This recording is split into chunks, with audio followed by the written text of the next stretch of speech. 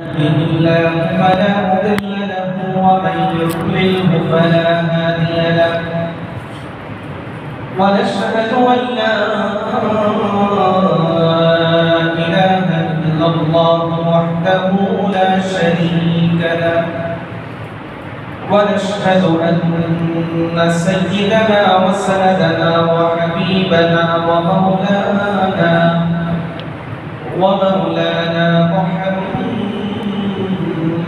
عبده ورسوله الذي أرسل إلى الناس كافة بشيرا ونذيرا وداعيا إلى الله بإذنه وسراجا منيرا أما بعد فأعوذ بالله من الشيطان الرجيم بسم الله الرحمن الرحيم يا أيها الذين آمنوا ادخلوا في السلم كافة ولا تتبعوا خطوات الشيطان إنه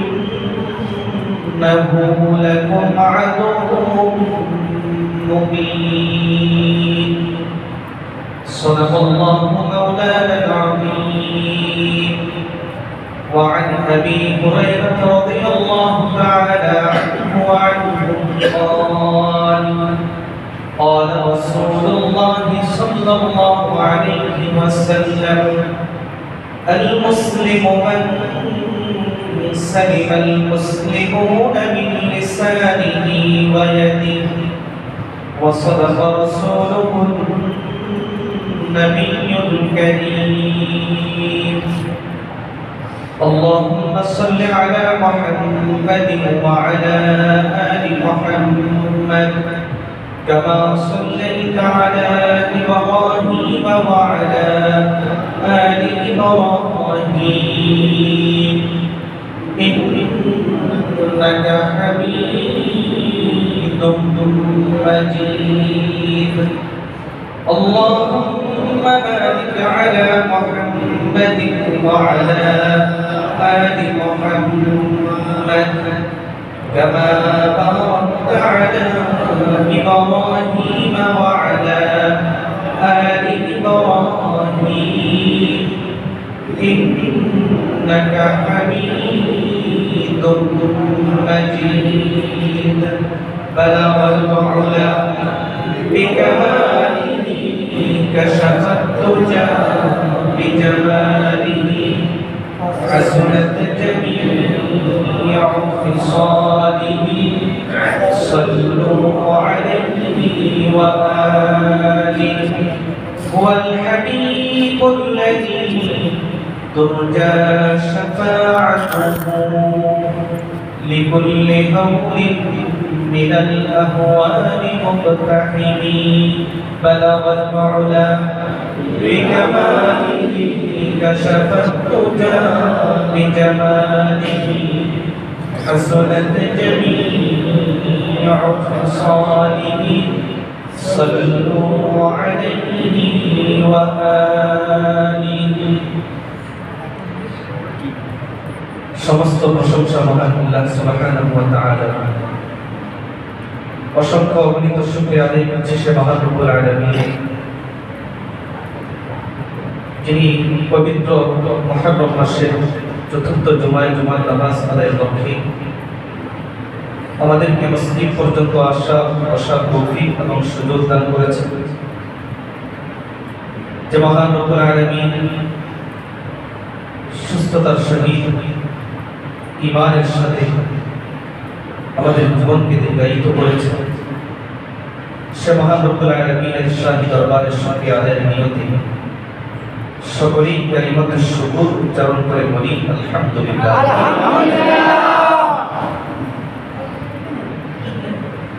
আপনাদের সম্মুখে পবিত্র কোরআন কারীমের সর্ববৃহৎ সূরা সূরাতুল বাকারার 208 নম্বর আয়াতে কারিমা তেলাওয়াত করেছি এবং রাসূল করিম সাল্লাল্লাহু আলাইহি ওয়াসাল্লামের একটি অতীব গুরুত্বপূর্ণ একটি হাদিস আপনাদের সামনে পাঠ করেছি।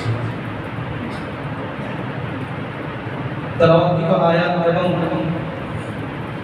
হাদিসে মুবারকের মধ্যে আমাদের জন্য যে দিক নির্দেশনা এবং পাথর শিক্ষা রয়েছে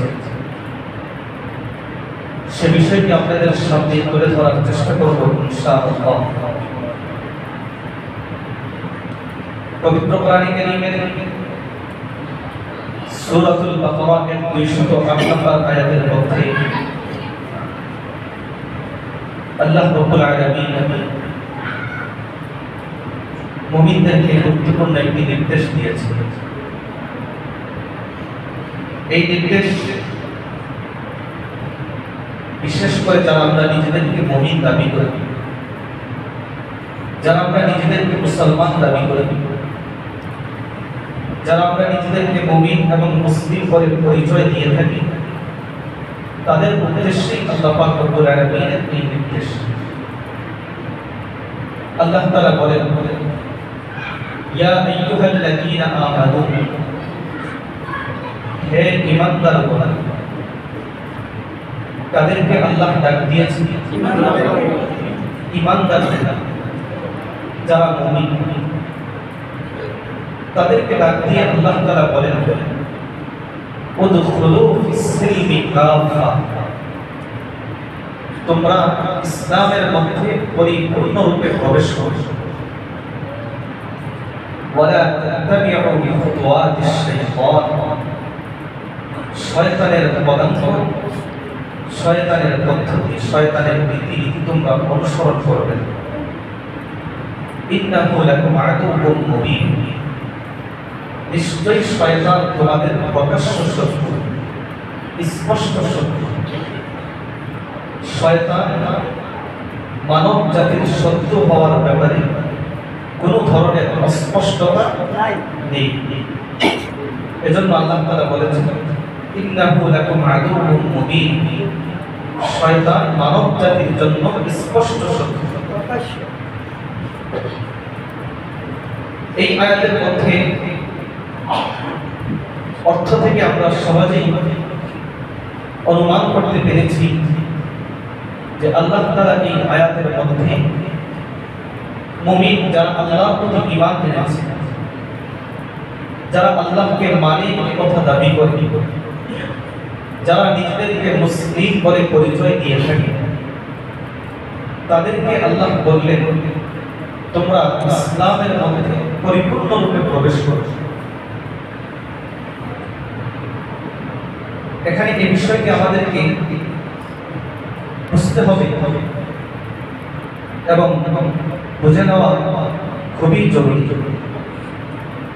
সেটি হলো আল্লাহ মুমিন যারা আল্লাহকে মানে, যারা ইসলাম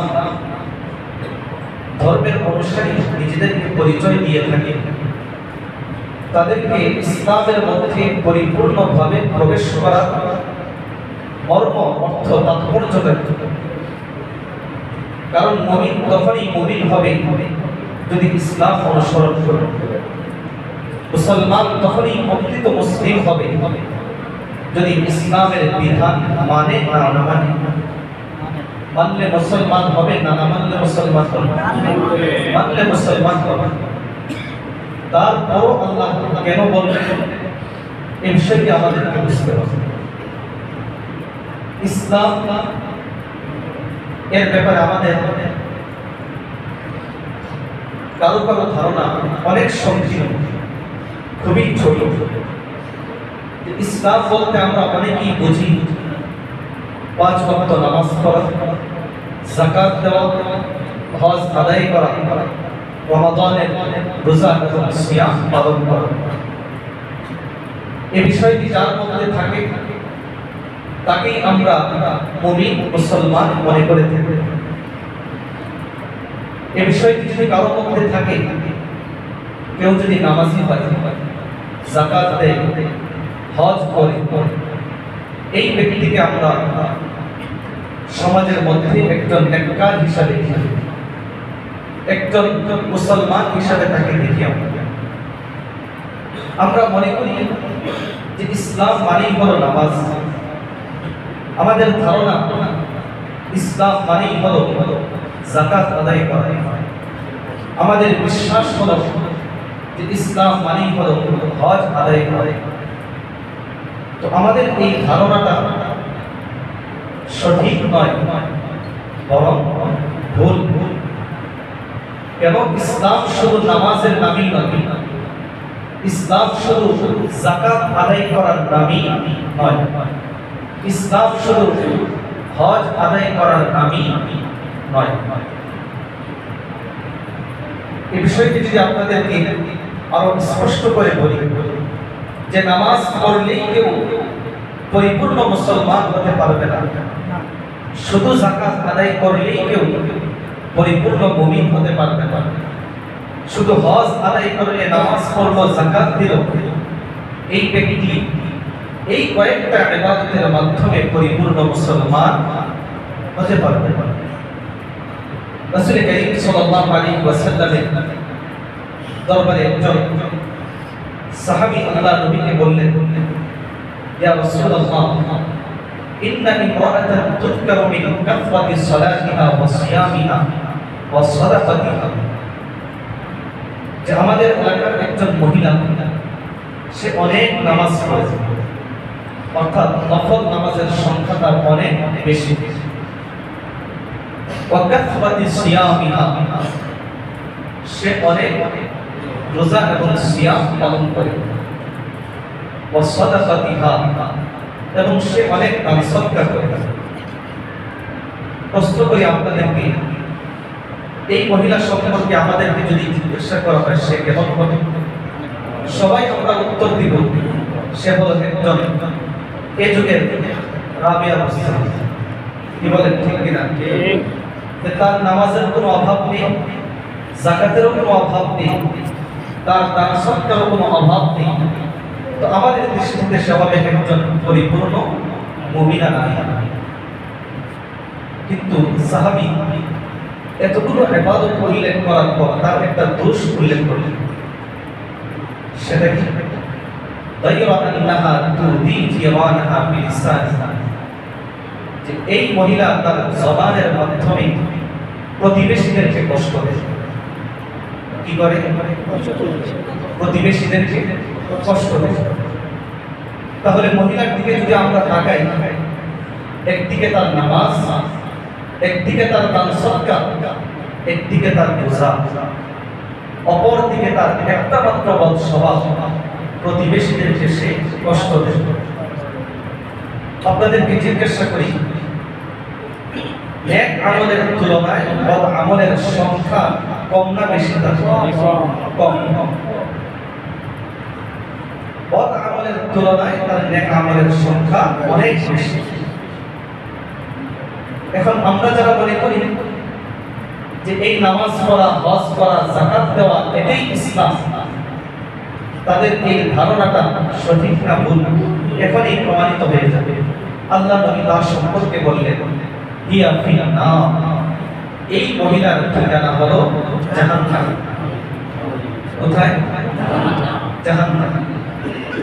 এখন আমাদেরকে বুঝতে হবে, যদি আমরা মনে করি নামাজ এটাই হলো ইসলাম, যাকাত আদায় করা এটাই শুধু ইসলাম, হজ আদায় করা এটাই শুধু ইসলাম, ওই মহিলার মধ্যে ইসলাম অনুসরণ করার কোনো অভাব ছিল না?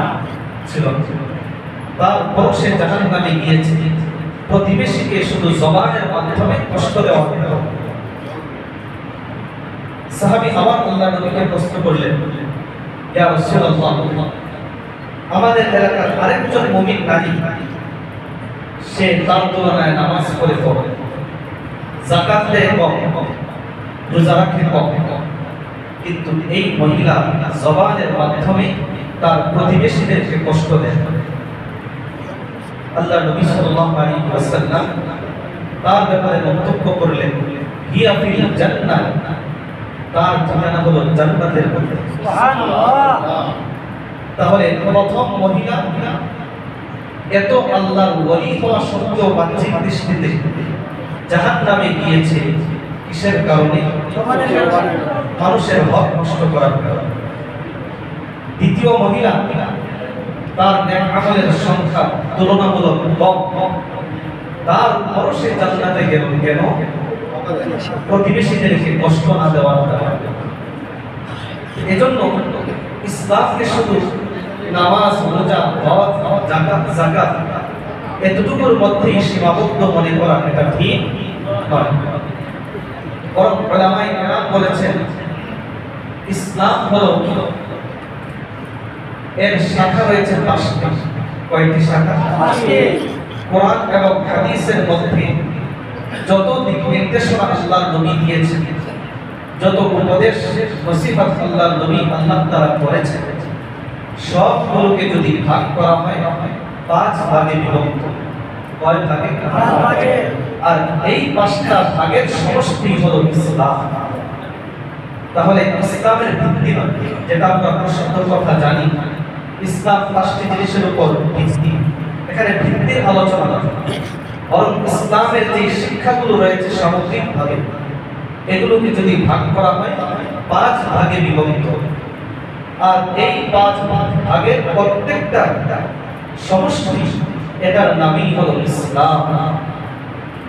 এই 5 ভাগের নাম ইসলামের 5 ভাগের প্রথম ভাগের নাম হলো ঈমান এবং বিশ্বাস। ঈমান এবং বিশ্বাস। ঈমান এবং বিশ্বাস। আল্লাহর প্রতি ঈমান, রাসূলের প্রতি ঈমান, অর্থাৎ যাদের প্রতি ঈমান আনার কথা তাদের প্রতি ঈমান বিশুদ্ধভাবে থাকা। কিভাবে থাকা? বিশুদ্ধভাবে। বিশুদ্ধভাবে থাকা। মুশরিক তাও আল্লাহর প্রতি ঈমান আছে, কিন্তু তার ঈমানটা বিশুদ্ধ নয়, বরং ভেজালযুক্ত। তাহলে প্রথম শাখার নাম কি? ঈমান। ঈমান, বিশ্বাস। দ্বিতীয় শাখার নাম হলো ইবাদত, অর্থাৎ নামাজ, রোজা, হজ, যাকাত এগুলো। 3 নম্বর শাখার নাম হলো মুআমালাত।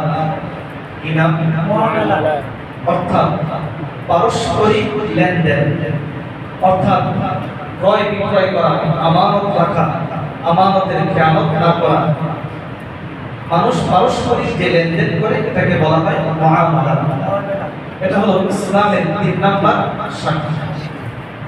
ইসলামের 4র্থ শাখা হলো মুআশারাত, অর্থাৎ পারস্পরিক আচার আচরণ, অর্থাৎ একজন মানুষ আরেকজন মানুষের সাথে তার ব্যবহার কেমন হবে, তার চলন পদ্ধতি কেমন হবে, তার চলাফেরা কেমন হবে, এই ব্যাপারে ইসলামের দিক নির্দেশনা আছে না নাই? আছে। তো এটা হলো কয় নম্বর শাখা? 4 নম্বর শাখা। ইসলামের 5ম শাখার নাম হলো আখলাক। কি নাম? আখলাক। আখলাক অর্থাৎ ব্যক্তি চরিত্র, মানুষের উত্তম আখলাক, লোকের চরিত্রটা ভালো, তার মধ্যে বদ স্বভাব নেই। তো ইসলামের শাখা প্রশাখা কয়টি? 5টি। মৌলিকভাবে যাবতীয় সব শিক্ষাগুলো একত্রিত করলে দেখা যাবে ইসলামের পূর্ণাঙ্গ ইসলামের শিক্ষা এই 5 ভাগে বিভক্ত। 1 নম্বরের নাম হলো কি? ঈমান। ঈমান, বিশ্বাস। এগুলো আমাদেরকে একেবারেই মুখস্থ করে নেওয়া উচিত, কারণ আমরা মুমিন মুসলমান দাবি করি, কিন্তু প্রকৃত মুসলমান হতে পারলাম কিনা সেটা আমরা কেউ একবারের জন্য চিন্তা করে দেখি। তো 1 নম্বর শাখার নাম কি? ঈমান। ঈমান এবং বিশ্বাস। দ্বিতীয় শাখার নাম হলো ইবাদত। ইবাদত। 3 নম্বর শাখার নাম হলো মুআমালাত। 4 নম্বর শাখার নাম হলো মুআশারাত। 5 নম্বর শাখার নাম হলো আখলাক। এখন কারো মধ্যে যদি এই 5টা শাখা শিক্ষাগুলো পরিপূর্ণভাবে থাকে, একজন ব্যক্তি আকীদার ক্ষেত্রে পরিপূর্ণ, ইবাদতের ক্ষেত্রেও পরিপূর্ণ, পারস্পরিক লেনদেনের ক্ষেত্রেও পরিপূর্ণ মুমিন, পারস্পরিক আচার আচরণের ক্ষেত্রেও পরিপূর্ণ মুমিন, নিজের ব্যক্তিগত চরিত্রের ক্ষেত্রেও পরিপূর্ণ ব্যক্তিকে তখনই পরিপূর্ণ মুমিন বলা যায়। আর যদি দেখা যায় যে ব্যক্তি তার ব্যক্তিগত ইবাদত সবকিছু ঠিক আছে, বিশ্বাসতার মজবুত, পারস্পরিক লেনদেনও ভালো, তার আখলাকও ভালো, কিন্তু পারস্পরিক আচার আচরণ তার ভালো নাই। যেমন ওই যে মহিলা নামাজের সংখ্যা বেশি, যাকাতের সংখ্যা বেশি, সিয়ামের সংখ্যা বেশি, কিন্তু তারপরে সে জাহান্নামে গেল। যদি সবগুলো শাখা তার মধ্যে আছে কিন্তু পারস্পরিক আচার আচরণ তার মধ্যে ঠিক নেই, তাহলে ওই ব্যক্তি পরিপূর্ণ মুসলমান কি বলেন হতে পারবে না? পারবে না। তো আল্লাহ পাক রব্বুল আলামিন যে বললেন, ইয়া আইয়ুহাল্লাযীনা আমানু দুখুলু ফিস-সিলমি কাফা, তোমরা ইসলামের মধ্যে পরিপূর্ণভাবে প্রবেশ করো। এর অর্থ কি? ইসলামের যে যাবতীয় মৌলিক 5টি শাখা রয়েছে, এই 5টি শাখা সবগুলো শাখার মধ্যে তোমরা পরিপূর্ণভাবে প্রবেশ করো। অর্থাৎ তোমার ইবাদতের জন্য ঠিক হয়, তোমার নামাজের জন্য ঠিক হয়, বিশ্বাসের জন্য ঠিক হয়, পারস্পরিক আচার আচরণ জন্য ঠিক হয়, লেনদেন জন্য ঠিক হয়, তোমার চরিত্র জন্য ঠিক হয়। যদি ঠিক করতে পারো তবেই পরিপূর্ণ মুমিন এবং মুসলমান। আর না হয় নামে মাত্র মুসলমান হবে কিন্তু প্রকৃত মুসলমান হতে পারবে না। এর মধ্যে 5টা শাখার মধ্যে গুরুত্বপূর্ণ সবচেয়ে মূল ভিত্তি হলো আকীদা এবং বিশ্বাস। কি? আকীদা এবং বিশ্বাস, অর্থাৎ ঈমান এবং বিশ্বাস। ঈমান এবং বিশ্বাস যদি কারো মধ্যে সঠিকভাবে না থাকে, অর্থাৎ বিশুদ্ধ না হয়, তাহলে ওই ব্যক্তির বাকি যে 4টা শাখা রয়েছে এই শাখার কোনো মূল্য আল্লাহর কাছে নেই। তাহলে আমাদের কি ঠিক থাকতে হবে? ঈমান ঠিক থাকতে হবে। এজন্য হাদিস শরীফের মধ্যে এসেছে, একবার এক যুদ্ধের মধ্যে রাসূল কারীম সাল্লাল্লাহু আলাইহি ওয়াসাল্লাম এবং সাহাবায়ে কেরাম এক শিবিরে, আর কাফের মুশরিক তারা হলো অন্যদিকে। মুসলমানদের মধ্যে একজন ব্যক্তি এমন, তিনি কাফেরদের মধ্য থেকে যাকেই সামনে পান ইল্লা তাবাআহা বিসাইফিহি ইয়াদরিবুহা, তরবারির আঘাতে তাকে মেরে ফেলেন। একজন ব্যক্তি এরকম বিরুদ্ধ দেখিয়ে যাচ্ছে মুসলমানদের মধ্যে। তো সাহাবায়ে কেরামের মধ্যে একজন মন্তব্য করলেন, মা আজজা মিনাল ইয়াউমা আহাদুন কামা আজজা ফুলান, এই যে ব্যক্তিটা এত বিরক্ত দেখালো, তার মতো আজকের এই যুদ্ধে আর কেউ অবদান রাখেনি। সাহাবী প্রশংসা করে বললেন যে এই ব্যক্তির মতো আজকের এই যুদ্ধে আর কেউ অবদান রাখতে পারে না। কাফেরদের মধ্যে যাকেই পায় সামনে পায় তাকেই মেরে ফেলে। ইসলামের পক্ষে তার এত ভূমিকা, ইসলামের পক্ষে সে এতই কাজ করে যাচ্ছে, অর্থাৎ ব্যক্তিটা ইসলামের পক্ষে না বিপক্ষে? বাহ্যিকভাবে পক্ষে, বাহ্যিকভাবে, বাহ্যিক দৃষ্টিতে মনে হচ্ছে সে ইসলামের পক্ষে। তো আল্লাহর নবী তার সম্পর্কে মন্তব্য করলেন, ইন্নাহু মিন আহলিন নার, নিশ্চয়ই তার ঠিকানা হলো জাহান্নামের মধ্যে। কোথায়? জাহান্নামের মধ্যে। এখন ব্যক্তি তার ইবাদতটা হলো সর্বশ্রেষ্ঠ ইবাদত, মৃত্যুবরণ করবে, রক্ত জমিনে পড়ার সাথে সাথে আল্লাহ তার গুনাহ মাফ করে দিবেন। এত বড় একটা মহান ইবাদত তার দ্বারা হচ্ছে আবার ইসলামের পক্ষে, কিন্তু আল্লাহ নবীর মন্তব্য হলো তার সম্পর্কে সে হলো জাহান্নামীদের মধ্যে। আপনাদের কাছে এই বিষয়টা কি স্বাভাবিক না আশ্চর্যজনক? আশ্চর্যজনক। কেন? এই ব্যক্তি তো ইসলামের পক্ষে তার দ্বারা কাজ হচ্ছে, সে তো জান্নাতি হবে বলে। তো সাহাবায়ে কেরাম আল্লাহ নবীকে প্রশ্ন করলেন, আইয়ুনা মিন আহলিল জান্নাতি ইন কানা মিন আহলিন নার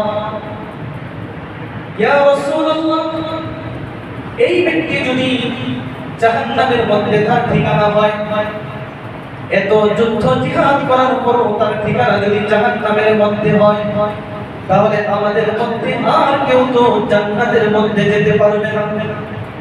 কারণ এই ব্যক্তি ইসলামের পক্ষে এত ভূমিকা রাখলো, তারপর তার ঠিকানা হলো জাহান্নাম। আমাদের ইবাদতের সংখ্যা কম, তাহলে আমাদের মধ্যে কেউ তো জান্নাতে যেতে পারবে না। আল্লাহ নবী তারপরও বললেন যে তার ঠিকানা কোথায়? জাহান্নাম। তো একজন সাহাবী বললেন যে আমি তার সাথে যাব, তার অবস্থাগুলো পর্যবেক্ষণ করব, দেখব যে কেন আল্লাহ নবী তাকে জাহান্নামী বললেন। ওই সাহাবী ওই ব্যক্তির পিছনে পিছনে ছুটতে থাকলেন, গিয়ে দেখলেন এক পর্যায়ে ওই ব্যক্তি জিহাদ করতে করতে তরবারির আঘাতে আঘাতপ্রাপ্ত হলেন। তার শরীরের মধ্যে একটা আঘাত লাগলো, শরীরের মধ্যে একটা আঘাত লাগার পর সহ্য করতে না পেরে তরবারি দিয়ে তিনি নিজেকে আত্মহত্যা করে মেরে ফেললেন। এইবার এই সাহাবী আল্লাহ নবীর কাছে এসে বললেন, ইয়া রাসূলুল্লাহ আশহাদু আন্নাকা রাসূলুল্লাহ, আমি সাক্ষ্য দিচ্ছি আপনি আল্লাহর রাসূল। আমার বিশ্বাস হয়ে গিয়েছে যে আপনি আল্লাহর রাসূল। আপনি যে বলেছেন সে জাহান্নামী, বাস্তবেই তো সে জাহান্নামী।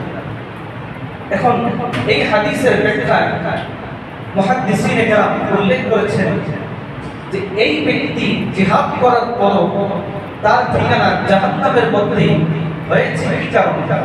তারা তার জীবনী পর্যবেক্ষণ করে উল্লেখ করেছেন এই ব্যক্তিটা ছিল মুনাফিক। কি ছিল? মুনাফিক। তো মুনাফিক হওয়ার কারণে তার ঈমান এবং বিশ্বাস ঠিক নেই, ইসলামের পক্ষে সে ভূমিকা রেখেছে, তারপরও তার ঠিকানা কোথায়? জাহান্নাম। এজন্য কেউ ইসলামের পক্ষে কোনো ভূমিকা রাখলে ইসলামের দ্বারা তার অনেক খেদমত সেবা হয়ে গেলেই মসজিদ মাদ্রাসার অনেক খেদমত তার দ্বারা হয়। এই জন্য ব্যক্তি তার এই কর্মের মাধ্যমে শুধু জান্নাতি হতে পারবে।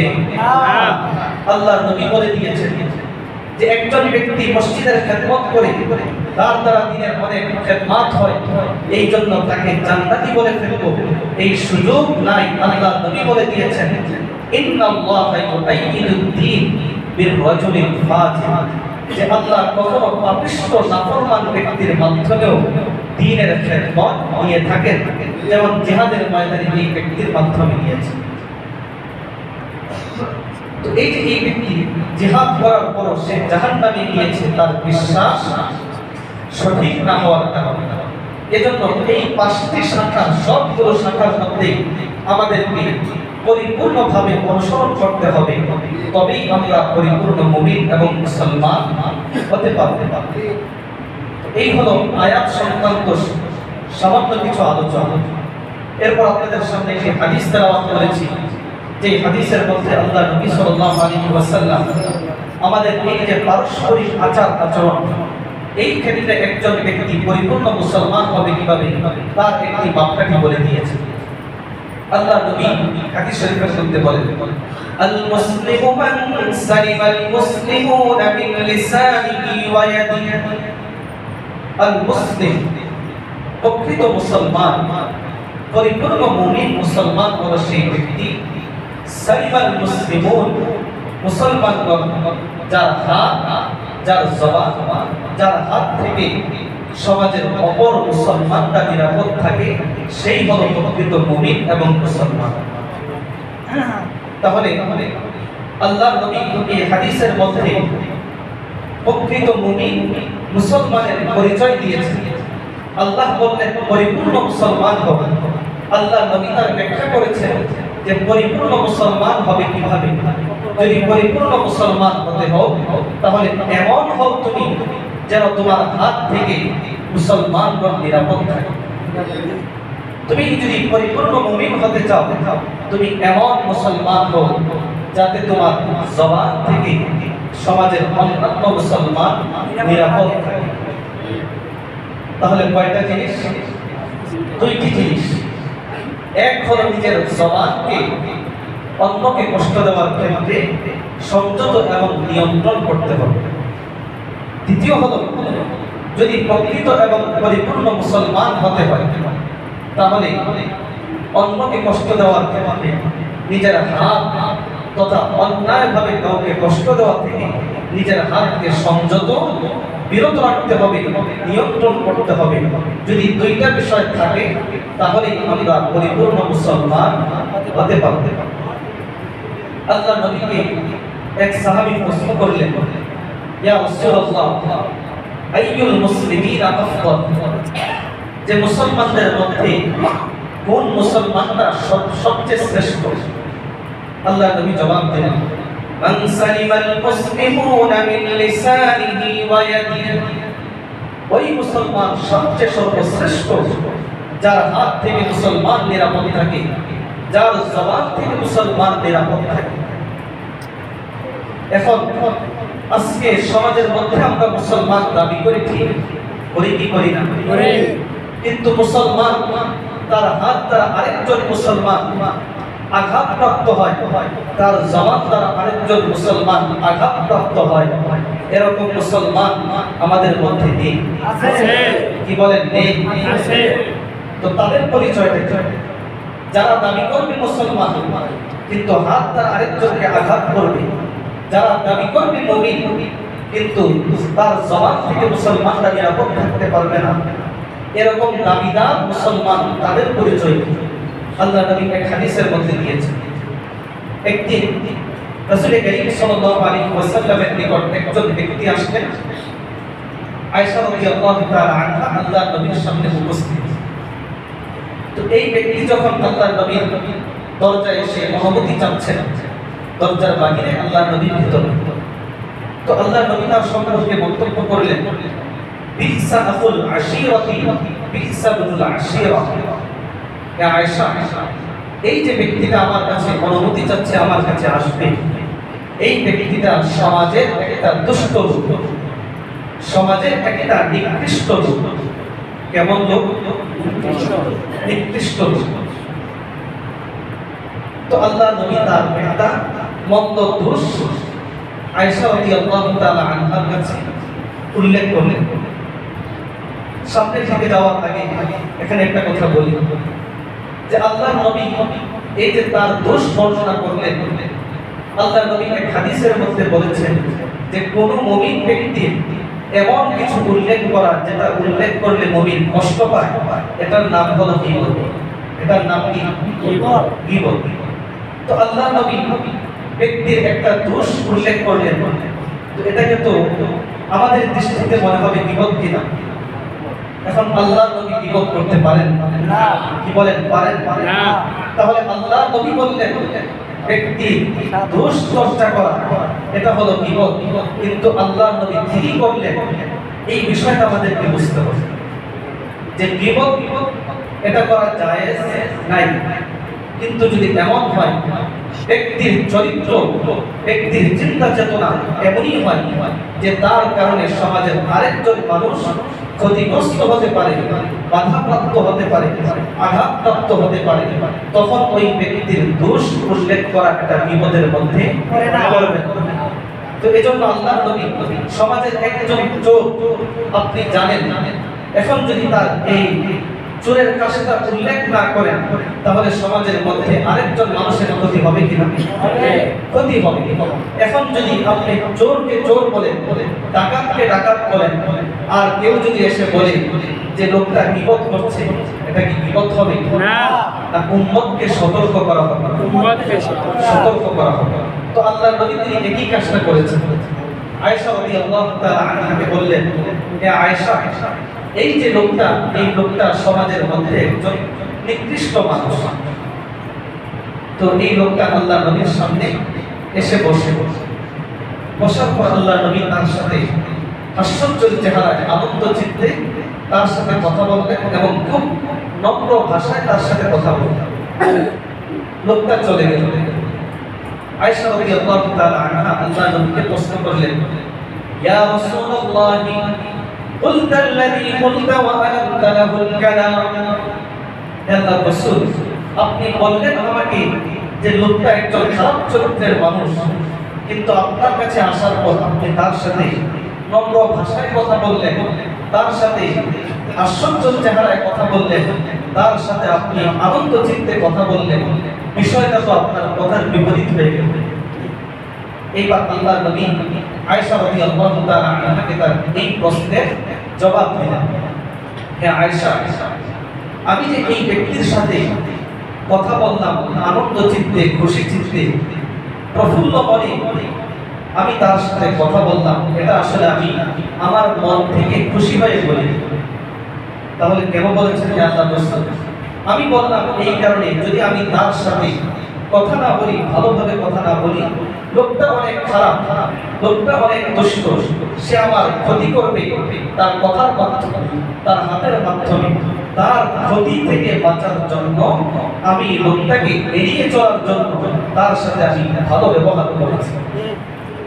এইবার আল্লাহর নবী একটা মূলনীতি বলে দিলেন যে সমাজের মধ্যে যারা মানুষকে হাতের মাধ্যমে, জবানের মাধ্যমে কষ্ট দিবে, তাদের পরিচয় কি? আল্লাহর নবী বলেন, ইন্না শাররান নাসি ইনদাল্লাহি মানজিলাতান ইয়াউমাল কিয়ামাহ, নিশ্চয়ই কিয়ামতের দিন আল্লাহর কাছে সবচেয়ে নিকৃষ্ট মানুষ। কেমন মানুষ?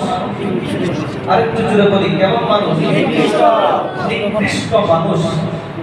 মান তারাকাহুন নাস, যাকে দেখলে মানুষ তাকে এড়িয়ে চলে, সে যেই রাস্তা দিয়ে যায় মানুষ ওই রাস্তা দিয়ে যায় না, সে যেই পথের মধ্যে দাঁড়িয়ে থাকে মানুষ ওই পথ দিয়ে চলে না, তাকে মানুষ এড়িয়ে চলে, তার সামনে মানুষ যেতে চায় না। কেন চায় না? ইত্তিবা শাররিহি, যদি যায় তাহলে সে হয় মুখের মাধ্যমে একটা গালি দিবে, আর না হয় হাত তুলবে তার অনিষ্ট থেকে বাঁচার জন্য। সমাজের যেই মানুষ থেকে মানুষ পালিয়ে বেড়ায়, সমাজের যেই মানুষ থেকে মানুষ দূরে থাকে, তাকে দেখলে মানুষ আড়ালে চলে যায়, মানুষ তাকে দেখলে গোপনে চলে যায়। আল্লাহর নবী বললেন, ওই মানুষ মুসলমান দাবি করলেও তার পরিচয় আল্লাহর কাছে কি? কি পরিচয়? সবচেয়ে নিকৃষ্ট মানুষ, সবচেয়ে নিকৃষ্ট মানুষ। এজন্য আমরা নিজেদেরকে মুমিন এবং মুসলমান দাবি করি। নিজেদেরকে মুমিন এবং মুসলমান দাবি করলেই আমরা প্রকৃত মুমিন এবং মুসলমান হতে পারবো না যদি আমার আচার আচরণ ঠিক না হয়। আচার আচরণ যদি ঠিক না হয়, তাহলে আমি দাবি করি মুসলমান, কিন্তু আমার কথার মাধ্যমে আরেকজন আঘাতপ্রাপ্ত হয়, আমার হাতের মাধ্যমে আরেকজন আঘাতপ্রাপ্ত হয়। আল্লাহর নবী বলেন, ওই ব্যক্তি প্রকৃত মুমিন হতে পারবে না। এজন্য আল্লাহর নবী এক হাদিসের মধ্যে বলেন, ওয়াল্লাযী লা ইউমিনু ওয়াল্লাযী লা ইউমিনু ওয়াল্লাহি লা ইউমিনু। আল্লাহর নবী বললেন, ওই ব্যক্তি পরিপূর্ণ মুমিন না, ওই ব্যক্তি পরিপূর্ণ মুমিন না, ওই ব্যক্তি পরিপূর্ণ মুমিন না। কয়বার বললেন? তিনবার বললেন। তিনবার বলার পর আল্লাহ নবী শুধু বলেন ব্যক্তি পরিপূর্ণ মুমিন না। সাহাবায়ে কেরাম প্রশ্ন করলেন, ইয়া রাসূলুল্লাহ, ওয়া মান হুয়া, যে ওই ব্যক্তিটা কে যে পরিপূর্ণ মুমিন না? আল্লাহ নবী জবাব দিলেন, আল্লাযী লা ইয়ামানু জারুহু বাওয়াইকাহু, ওই ব্যক্তি পরিপূর্ণ মুমিন না যেই ব্যক্তির অনিষ্ট থেকে তার প্রতিবেশী মুক্ত থাকে না, যার অনিষ্ট থেকে তার প্রতিবেশী মুক্ত থাকে না, যার অনিষ্ট থেকে তার পার্শ্ববর্তী প্রতিবেশী মুক্ত থাকে না, তার দ্বারা কষ্ট পায়, এই ব্যক্তি আল্লাহর নবী বলেছেন প্রকৃত মুমিন হতে পারবে না। আরেক হাদিসের মধ্যে আল্লাহর নবী বলেন, লা ইউমিনু আহাদুকুম হাত্তা ইউহিব্বা লিআখিহি মা ইউহিব্বু লিনাফসিহি মিনাল খায়র। তোমাদের মধ্যে কেউ প্রকৃত মুমিন হতে পারবে না যতক্ষণ পর্যন্ত সে আরেকজন ভাইয়ের ব্যাপারে কল্যাণকামী না হয়। কি না হয়? নিজের ব্যাপারে সে যেমন কল্যাণকামী, অপরের ব্যাপারে সে যদি কল্যাণকামী না হয়, তার অন্তরের মধ্যে যদি শত্রুতা থাকে, বিদ্বেষ থাকে, তাহলে ওই ব্যক্তি কখনোই প্রকৃত মুমিন হতে পারবে না। এজন্য আল্লাহর নবী বলেন লা তুদুল মুসলিমিনা ওয়ালা তুআইয়িরুহুম ওয়ালা তুআইয়িরুহুম, তোমরা মুসলমানদেরকে কষ্ট দিবে না। কি করবে না? মুসলমানদেরকে কষ্ট দিবে না, তাদেরকে লজ্জিত করবে না, তাদের গোপন দোষ তোমরা অন্বেষণ করবে না।